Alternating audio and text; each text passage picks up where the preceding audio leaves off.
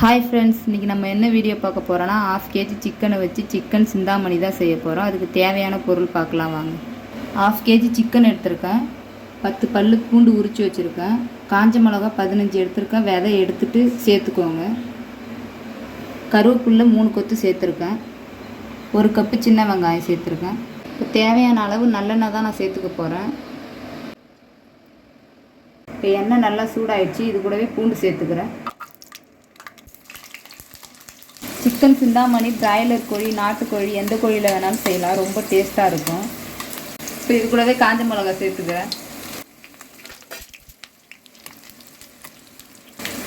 இது ஈரோடு, கோயம்புத்தூர், பொள்ளாச்சி சைடெலாம் ரொம்ப ஃபேமஸான டிஷ்ஷும் கூட இது.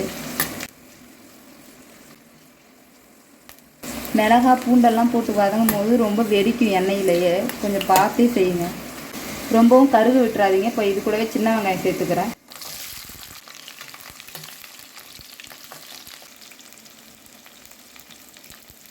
நல்லா ப்ரௌன் ஆகிற வரைக்கும் வதக்கி விட்டுக்கிட்டே இருங்க. அதுக்கப்புறம் கறி சேர்த்துக்கலாம். இப்போ 1/2 கிலோ கறியை சேர்க்குறேன் நான். நல்லா ப்ரௌன் ஆகிடுச்சு.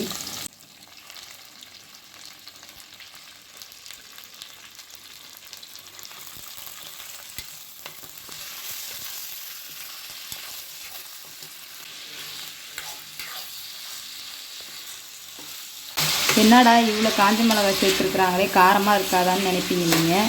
காரமாக இருக்காது கண்டிப்பாக. விதையெல்லாம் எடுத்துகிட்டு சேர்த்துருக்கிறதுனால டேஸ்ட்டாக கலர்ஃபுல்லாக தான் இருக்கும், ரொம்ப நல்லாயிருக்கும்.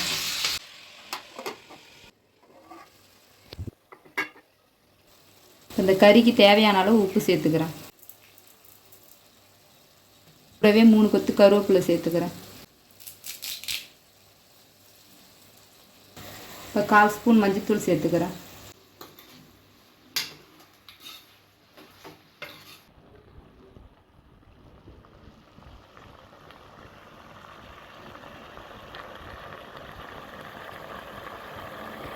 இப்போ கறியெல்லாம் நல்லா வதங்கி மிளகாவோட கலர் நல்லா திரும்பி வருது பாருங்கள். இப்போ இது கூட தண்ணி சேர்த்துக்கலாம் கறி முழுகிற அளவுக்கு.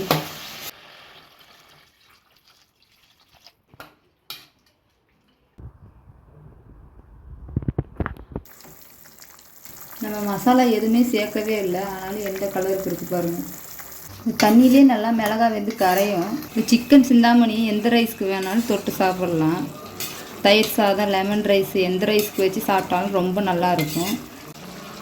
நான் ஒரு ஐடியா சொல்கிறேன் பாருங்கள். நைட்டு மீறுற சாப்பாடு ஒயிட் ரைஸை தயிர் ஊற்றி நல்லா ஊற வச்சு காலையில் சிக்கன் சிந்தாமணியோடு செஞ்சு சாப்பிட்டிங்கன்னா ரொம்ப டேஸ்ட்டாக இருக்கும். அதை விட டேஸ்ட்டு வேறு எதுலேயுமே இல்லை. நீங்கள் ஒரு டைம் ட்ரை பண்ணி பாருங்கள் கண்டிப்பாக. மிளகாய் நல்லா கரைஞ்சி வருது பாருங்கள். இதில் இருக்கிற தண்ணியெலாம் நல்லா சுண்டுனோடனே ஸ்டவ்வை ஆஃப் பண்ணிடலாம் நம்ம.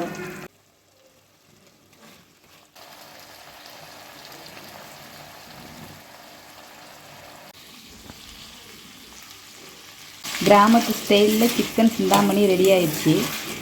பார்க்கறதுக்கே நாக்கு ஊறுது, சாப்பிடணும் போல் இருக்குது பாருங்கள்.